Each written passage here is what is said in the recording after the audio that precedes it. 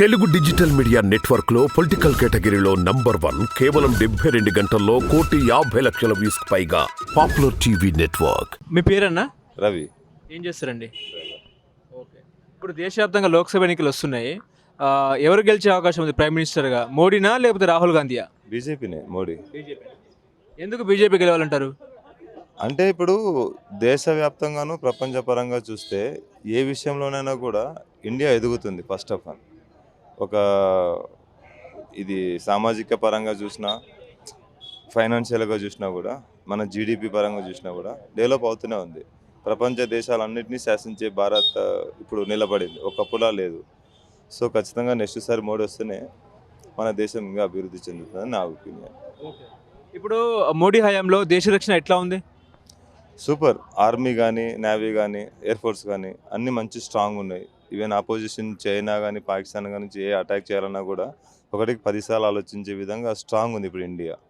So ఎవరు కూడా అంత డేర్ చేయలేరు. ఇండియా జోలికి రావాలన్నా కూడా, ఇండియాకి వెళ్ళి చూడాలన్నా కూడా రక్షణ పరంగా అంత స్ట్రాంగ్గా ఉంది.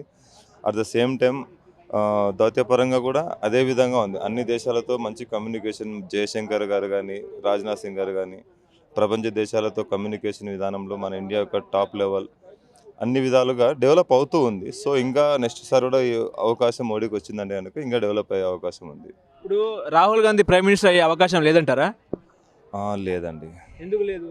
అంటే అతని యొక్క విజన్ కూడా కరెక్ట్ లేదు. ఫస్ట్ ఆఫ్ ఆల్ ఇప్పుడు మన మేనిఫెస్టో బీజేపీ రిలీజ్ చేసింది, కాంగ్రెస్ రిలీజ్ చేసింది. రెండింటికి చూడండి, అంటే నా పర్సనల్ ఒపీనియన్, అందరి ఇదని కాదు, కాకపోతే రెండిట్లో కూడా బీజేపీ మేనిఫెస్టో చూస్తేనేమో దేశం అభివృద్ధి చెందే విధంగా ఏమేమి ప్రణాళిక ఉందనే విషయం క్లియర్ కనబడుతుంది.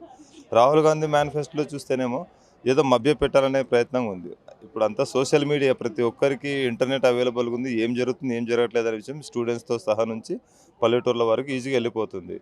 సో ఈసారి మళ్ళీ దేశం కింద దిగకూడదు, ఎదగాలంటే నా పర్సనల్ ఒపీనియన్ మోడీ రావడమే ఉత్తమం. ఇప్పుడు అయోధ్య రామ మందిర నిర్మాణము, బాలరాముని విగ్రహ ప్రతిష్టాపన ఎట్లా ఉందండి?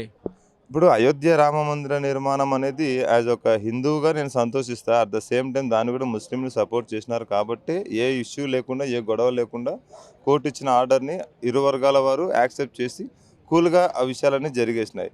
సో ఇప్పుడు నేను అయోధ్య రామ మందిరం కోసం చేసినారు కాబట్టి మోడీ రావాలని నేను చెప్పడం కరెక్ట్ కాదు. అది నా పర్సనల్గా అయితే కనుక అది సంతోషిస్తాను నేను యాజ్ ఒక హిందువుగా.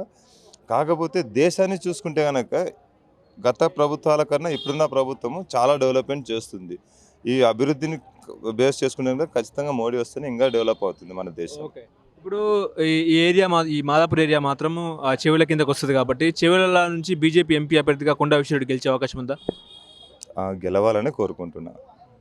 అందరు ఎంపీలో ఎక్కువ శాతం వస్తేనే కేంద్రంలో రేపొద్దున కొత్త రాజ్యాంగం బిల్లు ఏదైనా క్రియేట్ చేయాలన్నా కూడా, దేశానికి ఉపయోగపడే బిల్లు ఏదైనా చేయాలన్నా కూడా వీళ్ళందరి సపోర్ట్ ద్వారానే అది సాధ్యమవుతుంది. కాబట్టి మోడీ 370+ అనే అంటున్నారు కదా, అది 100% జరగాలని కోరుకుంటున్నాను.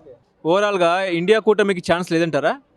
ఇండియా కూటమి వాళ్ళలోనే వాళ్ళకి క్లారిటీ లేదు కదా.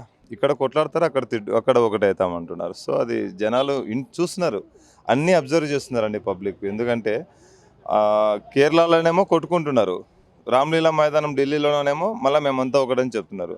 ఏది కరెక్ట్ ఇందులో? కేరళలో ఏమో వాయనాడులో రాహుల్ గాంధీ పోటీ చేస్తున్నారు, రామ్లీలా మైదానంలో వచ్చేసి ఇక్కడ సిపిఎం అపోజిషన్ ఉంది, రామ్లీలా మైదానంలో మాత్రం మేమంతా ఒకటే అని అంటున్నారు. సో అది వాళ్ళకి ఒక క్లారిటీ లేదనేది నా ఒపీనియన్. హిందూయిజం బలంగా ఉందా దేశంలో ఈ రోజు కాదండి, ఎప్పటి నుంచో ఉంది హిందూయిజం బలంగానే.